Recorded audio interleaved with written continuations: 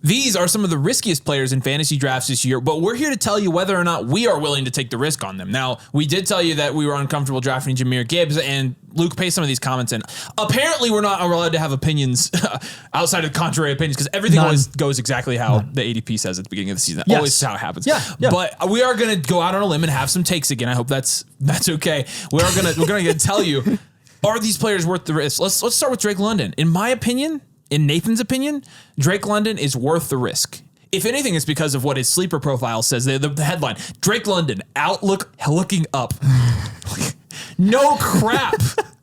That just sounds weird. It should just be out looking up. Outlook looking up. Anyways, with Drake London, he's a guy when you're looking at his production the last couple of years. In his first 2 years in the league, he's been a wide receiver 3 and a wide receiver 4. Wide receiver 31, wide receiver 37. Okay, so the main risk with Drake London, he's never done it. He's never produced at a wide receiver 1 level. He's never produced at a wide receiver 2 level. He's never gotten more than 72 receptions in a season. He's never scored more than 4 touchdowns in a season. He's never had more than 905 yards in a season. Is Drake London that type of talent? I think so. But the risk with Drake London is that he's never done it in fantasy. Yes, and that's a huge one and honestly very understandable, and why most people are not comfortable taking him at the tail end of the first. He's going at the beginning of the second. You're waiting until that turn because of the risk. Ultimately, Drake London's price is purely dependent on projection. It's speculation. It's speculation and projection. And more often than not, you and I are speculative of people's speculations and projections if it's never been proven. Correct. Drake London's an exception because I believe that there is a significant, maybe significant isn't being, maybe that's overstating the gap between Desmond Ridder and Kirk Cousins. Well, maybe it's just a little bit, maybe it's just a little bit of a gap. But to me, also the gap between like a Raheem Morris and an Arthur Smith is a little bit significant as well. When the previous head coach was not utilizing the best talents on the field. He would rather use Cordarrelle Patterson and Tyler Algier than Drake London and Bijan Robinson on a regular basis because it makes the most sense, right? It makes the most sense, at least to me in theory. Yeah. But it actually, in all seriousness, it doesn't. It doesn't make any sense at all. No, it doesn't. And to me, seeing a guy like, who's the OC that they brought in from LA? Zach Robinson. Thank you. Zach Robinson comes in from LA and he was the passing game coordinator for the LA Rams. Let me reiterate that. The passing game coordinator for the LA Rams. Can we do this one more time? Luke, zoom in on his face. Say it again. The passing game coordinator for the LA Rams. There we go. That's not the run game coordinator. Now, I do think Bijan Robinson's going to have a really good year. Oh, yeah. Because it's Bijan Robinson. He's effective in the run game and the pass game. But don't underestimate the ability of a Sean McVay student, essentially, in Zach Robinson, who helped one of the most successful passing game years for the LA Rams under Sean McVay in a year that no one expected them to be good at all. And it really was a result of Puka Nacua showing out when no one thought he would. He came out of nowhere. Matt Stafford, everyone thought was injured. He ended up being pretty amazing, only missed a couple games. And Cooper Kupp came back and was very serviceable and was banged up for most of the year. To me, I think you couldn't ask for more things to go right heading into a season than for a guy like Drake London and even Kyle Pitts in theory too. Yeah. But to me, I'm going to bet on the wide receiver more often than I'm ever going to bet on the tight end. I'm betting on Drake London, who was intercepting balls from cornerbacks last year because Desmond Ridder was trying to throw it to the other side of the ball. Like, he adored the defenses. That's funny. He adored them. So I don't think you have to look much further than that than to say, like, hey, I think the risk might be worth it in taking a shot on Drake London because the upside and the payoff could be that significant when you have a guy like Kirk Cousins who has helped support multiple 14-plus point per game assets in the same offense at the same time when they're all playing together in Justin Jefferson, Jordan Addison, and TJ Hawkinson. Okay. There you go. I'm taking Deebo because you pretty much just stole my guy there. Deebo. So, all right, yep. Deebo Samuel is going to be next. I love Deebo too. I could rant about Deebo forever. You're a big Deebo guy, but you better let me actually cover this. So Deebo, I'm sorry. It's okay. I don't care. Crap on Nathan for once, everybody. My gosh. Please don't. Wide receiver 15 last year, Deebo Samuel. And obviously the risk with Deebo Samuel, and the risk has always been with Deebo Samuel, he almost never plays a full season. Now, granted, the last 3 years, 15, 13, and 16 games, close to a full season, still not a full season. Deebo is also playing in an offense where Brandon Ayuk is the lead wide receiver there. Wide receiver, I say lead that. as in he gets 20 more targets than Deebo because he got 104 last year. Correct. Yeah. Deebo had an 89 last year, and Brandon Ayuk had 100, somewhere in the 105, 110 range. Yeah. But with Deebo, again, the risk is opportunity. The risk is he gets injured a lot. He's 28. Oh, 28. Wow. I mean, where are you getting him at? You're getting him at pick 21. So in the second round of fantasy drafts. The late second. And that's a steep price for Deebo. I'm not going to lie, that's a steep price. I would feel a lot better taking Deebo if he were in the third round. Yes. But have you seen the second round of fantasy drafts this year? Have you looked at the ADP? Luke, can you put the ADP for that second round up right here? Look at this. Woof. It is a bunch of wide receiver 2s that are going in that range. And when you are looking for guys, again, we have to reinforce this many, many times. And it sounds like a super basic concept, but we've got to nail it into our own heads too. There can only be 12 wide receiver 1s. And when you have 18 wide receivers going in the first 2 rounds of your fantasy draft, a lot of you are going to be disappointed. You're not going to get the upside that you expected. Deebo Samuel is effective in the passing game and the running game. And no, he's not going to get loaded with targets. But I mean, he was on the lower end of his expected targets last year, and he was still a high-end wide receiver 2, low-end wide receiver 1. I think he ended up being a lower wide receiver 1. He was from a points per game perspective, right? Points per game, probably. From a full season perspective, he was the wide receiver 15 last year. So. Anyways, with Deebo, I think generally his price, injury is baked into his price. This, like you said, is kind of on the higher end of what you would expect to see from Deebo going into 2024. So that does, honestly, as much as I like Deebo Samuel, I am sympathetic to people that pass on Deebo at the end of the second. The guys that are going around him at price are Jalen Waddle, Mike Evans, Devon Achane, Devonta Smith, Malik Neighbors, a rookie, DK Metcalf. We know what DK Metcalf is.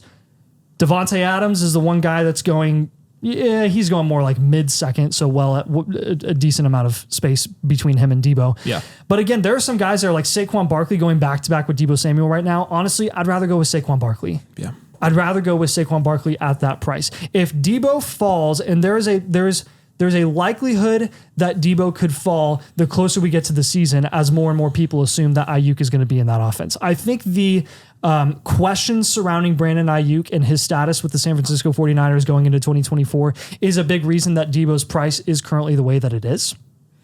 But once we know that Ayuk is locked in with the Niners in 2024, I think you are going to see a price dip.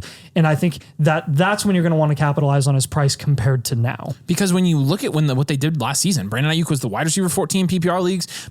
Deebo was the wide receiver 15. Yeah. So we know they can produce together. So any questions about Deebo's and the risk that's involved with him, I think it's a little bit overstated. If you do see a little bit of a price decrease, I definitely love his value because, again, all of the guys in that range have a lot of questions. It's just the crapshoot that is the end of the second round in fantasy football this year. Yep. But in terms of Deebo Samuel, I think my official verdict on him is I'm not avoiding Deebo. He's a guy that I will take shots on. But my strategy if other guys aren't falling to you, like if Saquon isn't falling to you where Deebo is going, then you take Deebo there because I'd rather have Deebo than Evans. I'd rather have Deebo than Devonta Smith. Devonta Smith has a safer floor in that range, but his ceiling is not near as high as Deebo Samuel's. I mean, the rushing upside alone gives Deebo the edge there. And so my strategy for the second round this year is kind of to diversify a little bit to make sure that not one person in the second round screws me in every league. So he's not a guy I'm avoiding, but I think he is a guy that you could say has a little bit of risk involved with him. And the next guy's pretty risky as well. Yeah, Achane, we just mentioned Achane in this price. He's going in the same price range as Deebo Samuel. He's going pretty much, he's going at the 2-3 turn. Back-to-back with Evans, back-to-back with Devonta Smith, surrounded by Deebo, Saquon, Neighbor. Can I stop you at Saquon again? I can't make this a Saquon video, but holy crap. Oh, gosh, I'd so much rather have Saquon. His value has dropped. Saquon's? Yeah, I know. I don't know why. Like, he's a way better pick now. Like, if you're getting him at the end of the second. Saquon is a guy that, like, I would be understanding of people if his market price right now in fantasy was the end of the first round. That's how effective I think Saquon Barkley is. I look no further than what DeAndre Swift did last year, and he literally has some of the worst vision in the league. His vision is horrible behind the best offensive line, and he puts over 1,000 rushing yards up. And he falls off like the rest of the entire offense did for the last 6 weeks of the season. But now you have one of the better running backs in the NFL on one of the better teams in the NFL with the best offensive line. Like, to me, Devon Achane, you're faced with taking a guy like Saquon, or taking a guy like Deebo, or taking a guy like Devonta Smith, who's very safe, or Devon Achane, who currently is in a 3-back system. Not only is he in a 3-back system with Raheem Mostert and Jalen Wright, and even Jeff Wilson, you're also looking at him competing with Tyreek Hill and Jalen Waddle, who's coming off a down year. We know what Jalen Waddle's ceiling is. Jalen Waddle is going in the same range as Devon Achane. Tyreek Hill going in the first round, like he should be. Right. Like, one of those guys has got to take the hit. One of them did take the hit last year, and it was Jalen Waddle. Yep. No touchdowns for the wide receivers last year in that offense. Not at all. Nope. So with Achane, I do think, again, he's a guy. There was some report I saw on Twitter that was like talking about how good he was doing in training camp and how like just versatile he is. But again, like the main risk there is always, of course, when you look at Achane, number one, he's not going to be as efficient as he was his rookie year, because that's just not sustainable. He'd be the best running back of all time if he did that. Yes. But number two, I mean, he's a guy that his main question coming into the NFL was his size. And what ended up happening? He got hurt in the middle of the season And he was nursing the same injury and went on multiple IR. times. Yeah. So I do think Devon Achane is a guy I will be taking some shots on. Because what's the upside there? It's the receiving threat and the rushing threat, right? It's very similar to Deebo Samuel in that he's not going to blow your socks off with volume and opportunity, but the opportunities that he gets are always so explosive. He averaged 7.7 yards per carry on 100 carries last year. That's ridiculous. Yes. So that's why we'll take shots on him. But let's talk about the next guy. The next guy is Kyren Williams. And this one is a little bit puzzling to me because he's going in the 3rd round. Kyren Williams last year, he was second in points per game behind Christian McCaffrey. They were the only two guys to average above 20 points per game in PPR leagues last year. He had 21.3 points per game last year, did Kyren Williams. And he played 12 games. He still finished as the running back 7 on the year, even though he only played 12 games. So why is his price what it is? Why is Kyren Williams not going in the 1st round? Why is he not going in the 1-2 turns? And I think that's what people are pointing to as the reason for Kyren Williams. Now, I would say the real risk with the touchdowns too. That's the bigger one to me. Yeah. I think the biggest risk with Kyren Williams is that he had 15 total touchdowns last year, which was 3rd among running backs, and he played 12 games. But you expect that to happen when you are 1st in the league in snap share. He played 84% of snaps when he was on the field, or when he was healthy. 84%. 84, dude. Like, that is unheard of for a running back. That is crazy. And it goes to show what we already knew. When Sean McVay finds a running back he likes, he will run him. Run him to death for the next 2 years. Yeah. And Kyren Williams is not death yet. No. And Blake Corum's not going to kill him. Not this year. We can talk about this again in 2025. But again, he was 4th in red zone touches. He was 4th in opportunity share, 1st in snap share. There's no reason. Of course you're going to get a bunch of touchdowns like that. There's no reason to shut Kyren down. Like, just from a strategy perspective, if I were, and I know if I were a coach, I'm not a coach. You could be. That's funny. Why would you shut down someone who's hot? Kyren Williams is literally one of the hottest running backs in the NFL. Wow. Clip that one. As in 22 points per game hot. Like, just below Christian McCaffrey. Like, that's ridiculous.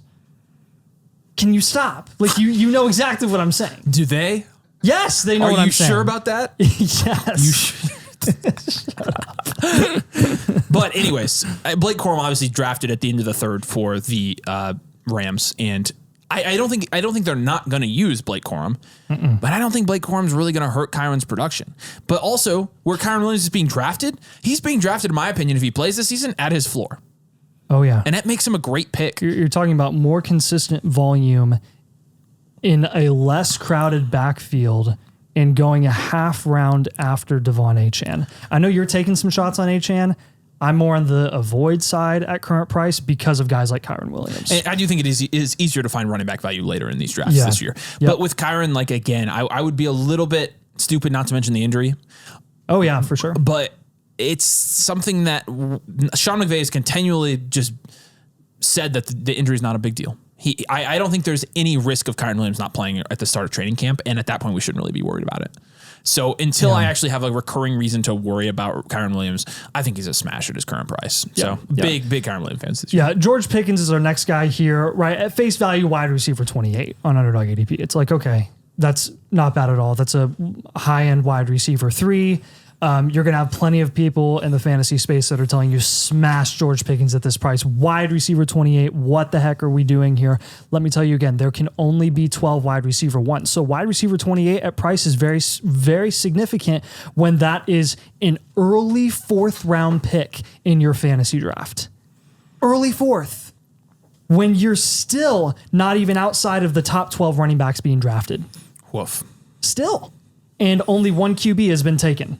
Josh Allen, Jalen Hurts, Amari Cooper going behind him, Travis Etienne, which we are not super huge Travis Etienne truthers in terms of like what he could do way down the road and stuff like that.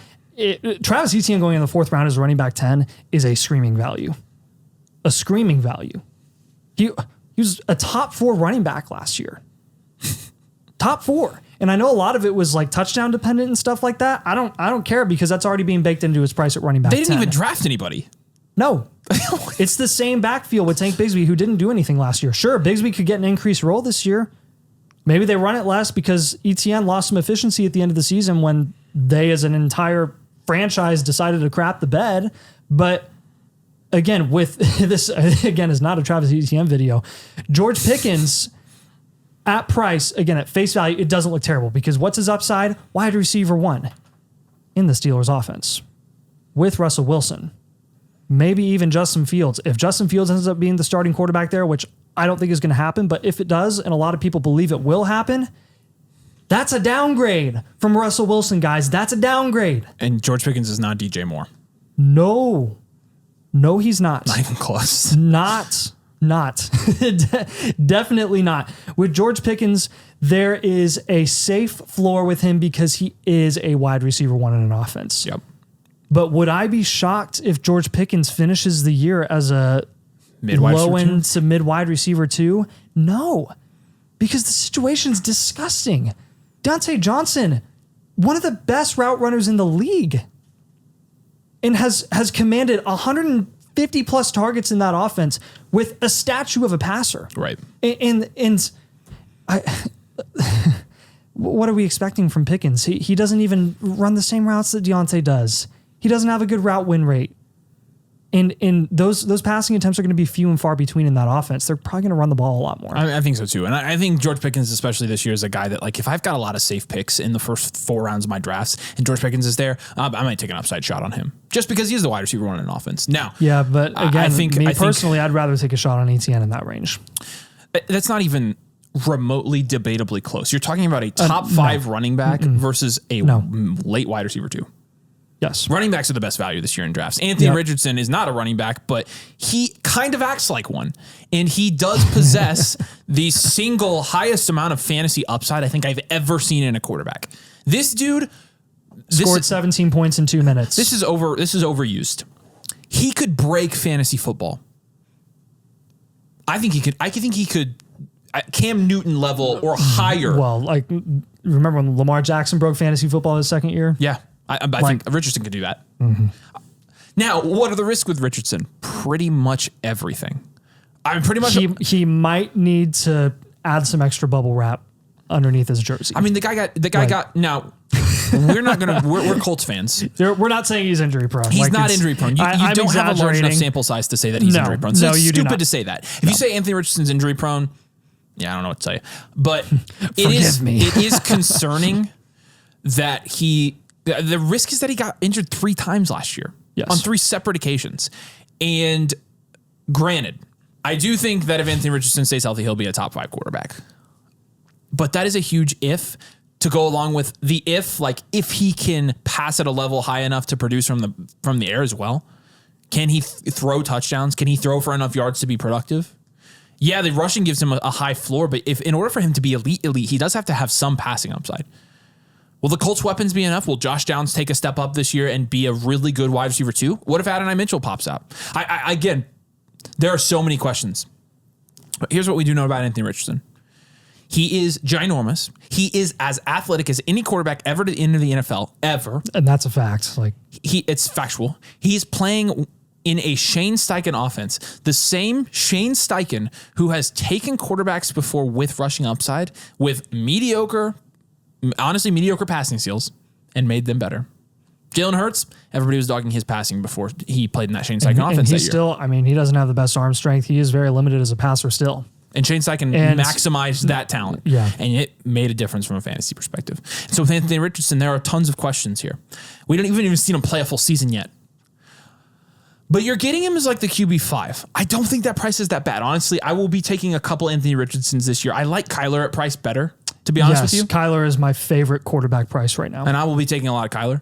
But with Anthony Richardson, although there are questions, I think he's got really high upside. So yeah, Rashee Rice, I'll keep this one short and sweet. Yep. The only reason Rashee Rice is even going at ADP 68 is because of the risk of his suspension at the beginning of the season.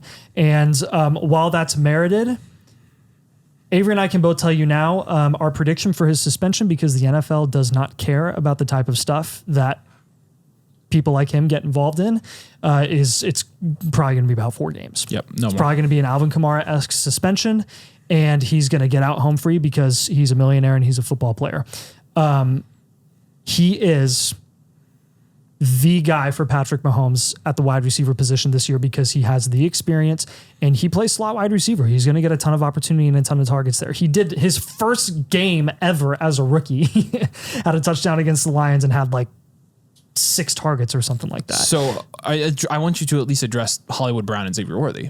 Yeah, so Hollywood Brown comes in, and to me, Hollywood Brown is going to be best in a deep threat role as they ease Xavier Worthy into his role in that offense as well. Do I think that they could end up both being on the field at the same time and potentially taking away from Rashee Rice? Maybe. But honestly, I think while Rashee Rice is out for the first couple of games of the season, you'll have Hollywood be a little bit more versatile because he can do stuff in the short to intermediate game. But you saw what he did like in Baltimore, where he was an exclusive deep threat and he was very effective in that way. Maybe they end up kind of playing off of Worthy and Hollywood in that way because they've never had that outside of MVS for the last couple of years, and it's really, really hurt the versatility of their offense. It's very, very important that they get that going. And again, if Xavier Worthy starts slow, they have no issue with Hollywood Brown just taking that role and being the guy there. So Rashee Rice, I think with what you saw in his production last year as the slot wide receiver, like he is an exclusive slot wide receiver. That's what they drafted him to be. People were like, he's not going to be successful in that offense because what he did at SMU in college isn't going to be sustainable it's not going to be possible to do that at the NFL level. Sound like Joe Biden right there. And shut up. Wow, that was rough. But they ended up just having him play exclusive slot. And it was like, oh, that makes sense because that was the only thing in his game that was sustainable in college. So that's not going to change with him. You're not going to have Worthy or Hollywood be an exclusive slot wide receiver. So. I think you're right. I think that's a good explanation because I think that's as big a question mark as the suspension is for people. Is the other people they brought in. So again, these are guys that, I mean, most of them we think worth the risk. Some of them we want to diversify. You know, we have different opinions, but let us know what you think in the comments. Do us a huge favor. Drop a like on this video and subscribe. We are over 6,000 subscribers now. We have lofty goals for this channel and we can't do it without you and without your help. So if you're watching, you haven't subscribed, you could do that and it really supports us and we super appreciate that. Thanks for watching, guys, and we'll see you later.